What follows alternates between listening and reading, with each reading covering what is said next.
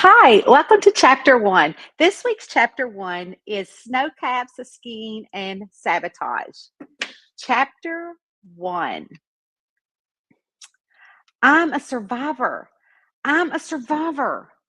I survived being married to an ex-con who is now a dead husband, and I have been the number one suspect in his murder.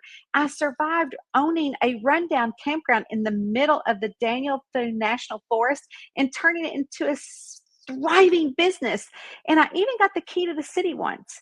And granted, the city only consists of a few hundred people, but that's still saying something. Getting the key to a city is, you know, not easy to do. Plus, I survived more situations where I could have been murdered than I can count. Oh, and let's not forget how I survived my husband's mother. That woman was still a doozy. And trust me when I say this is the biggest survivor of all. Getting Dottie Swaggart to like me. Now, that took months of hard work and patience and maybe a few bribes of turning Happy Trails Campground around so she'd still be the campground manager with an even higher salary, but I did it. I'm a survivor, I whispered, trying to convince myself that this was no different than any of those other life threatening situations that I just remembered. I just needed to get down the hill in one piece. How hard could it be? Deep, slow breaths. My mantra played in my head. I'm a survivor. With each inhale and exhale, the condensation from the frigid air fogged up my snow goggles. I stared down the mountain. Well, it felt like a mountain. All around me, seasoned skiers zipped by like they were born with skis attached to their feet. The conversations around me were muffled by the loud thump of my heart pounding in my ears. Lady, someone poked me with the end of their ski pole. Are you going or not? I turned around and faced a line of little folks. And by little folks, I mean children. A dozen tiny, impatient skiers with way too much confidence for their size. You've got this, mate, Alvin Dieter said, his voice gentle like he was coaxing a nervous deer. He was the instructor, but honestly, he looked more like a kindergarten teacher trying to keep a rowdy class in line. I bit my lip and glanced over his shoulder at the rest of my classmates. All their beady little eyes were fixed on me as they stared through their ski goggles, shifting their weight from one foot to the other in perfect unison. Can't we just leave her here? One of the boys muttered. We are a class. We have plenty of time to get out on our own, Alvin said firmly, trying to restore order. The little boy, now glaring at me as if I was the one personally holding up his Olympic career, just huffed.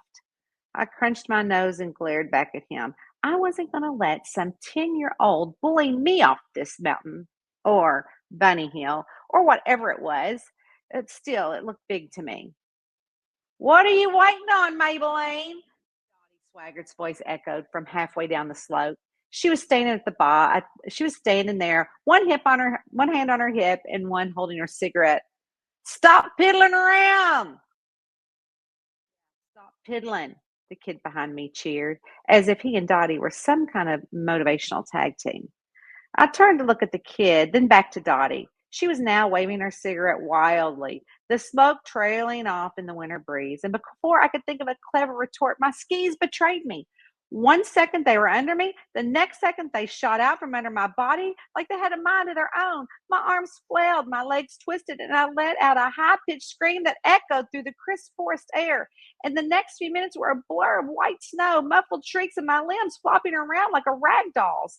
I skidded, spun, and tumbled down the hill, gaining speed in the most undignified way possible, and my skis now detached shot off in directions, one nearly taking out an unsuspecting snowman. Get out of the way, I shouted, though I wasn't sure who I was warning, myself or the children who were barreling towards. By some miracle, I managed to stop at the bottom of the hill, sprawled out like a snow angel that had been caught in a tornado. I opened my eyes to find Dottie Swaggart standing over me, one brow raised and fresh cloud of smoke circling her bright red curls. Kids zipped by effortlessly, swirling around my fallen form. I flew, even tossed snowballs my way for good measure. Big mountain, huh? I croaked, my voice barely audible through the snow still stuck to my goggles and mouth. Dottie leaned in, cigarette dangling between her fingers. That was the bunny slope, darling. Instead of crying, I laughed, a deep, hearty, uncontrollable laugh. It bubbled up from my belly and echoed off the snow-covered hills around me. I was sprawled out on my back, staring up at the sky, and I figured if I was going to make a fool of myself, I might as well embrace it. So I wiggled my arms and legs, creating a snow angel right there at the bottom of the bunny slope. The little ski brats swished by, some of them giggling, others giving me confused glances as if they'd never seen an adult make a snow angel before. A few tossed their snow at me, possibly just to see if I'd react, but I didn't care. I was too busy carving my own masterpiece, giggling like a kid who had just been out let out for recess. May, you okay down there? Alvin Dieter skidded to a stop beside me, expertly balancing on his skis. He leaned down, peering through his goggles with a concerned yet amused look on his face. Oh, just perfect, I said between laughs, still flapping my arms. Don't you see? I'm making snow art, I grinned. And I have a cute snowsuit to boot. Dang tootin' you do, Dottie agreed, her bedazzled earmuffs sparkling in the afternoon sunlight. Well, your technique could use a little work, but I'll give you points for enthusiasm. Alvin shook his head, but a small tug at the corner of his mouth told me he knew I wasn't going down that slope again. Come on, get up. He stuck out his hand and offered me to help. I reached up and he hoisted me to my feet with ease, though I still felt a little wobbly. Thanks, Alvin, I said, trying to regain my balance. My skis were long gone. Some were off on their own adventure, and my hair had escaped from underneath my hat, sticking out like wild curly clumps. Listen, May, Alvin said, his tone kind but hesitant. I appreciate you volunteer as a member of the National Park Committee to help out with this event. I really do. But maybe ski lessons for kids aren't your calling. What do you mean? I asked, blinking up at him, trying to play innocent. I was getting the hang of it right before I wiped out. Sure, he said, dragging the work out a little longer than necessary. But the thing is, the kids need someone who can, well, lead by example. And I don't think plowing through the snowman and taking out two safety markers is quite what we had in mind. I snorted and then tried to cover up by clearing my throat. Well, fine, I get it. You want me off the bunny slope. Well, it's not just that, Alvin said, and I could tell he was trying to be gentle.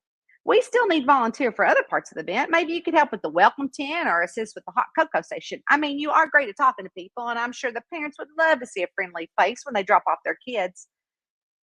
So you're firing me? I asked, raising a brow. Reassigning, he corrected with a good natured grin. Look, mate, you've done so much for this town and for the park, but I just don't want to see you get hurt. And skiing can be dangerous, and even on the bunny slope. I couldn't help but chuckle. Fair enough. I considered my options, but just so you know, I'm adding a attempted ski instructor to my list of survival skills, I noted. I'd expect nothing else, Alvin laughed as he gave me a little salute.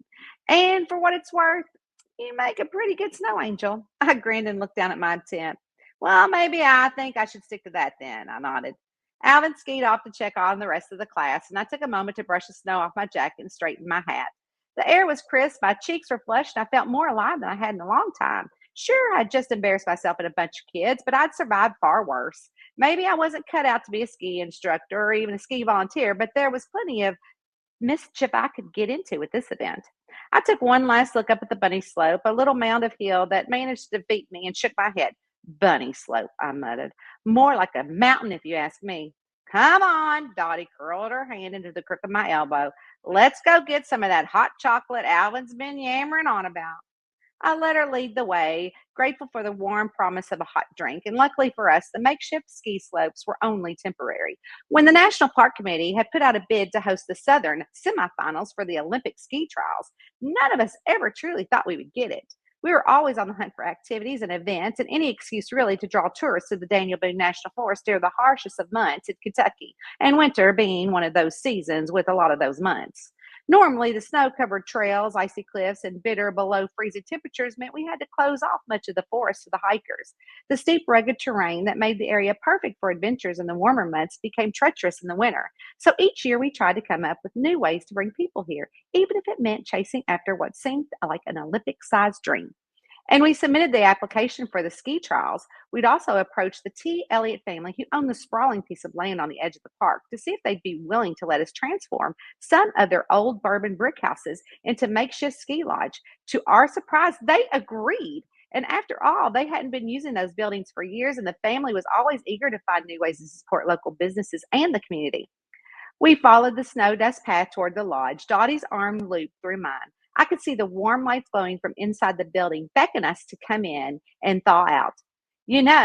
This is a crazy idea, Dottie said, her breath visible in the frosty air. But I gotta hand it to you, Maybelline. You and the committee pulled it off. Who'd have thought we'd be hosting an Olympic qualifier right here? She took a long drag of her cigarette and then blew it out. The smoke and stream then disappeared into the cold. Not bad for a bunch of small town hillbilly folks.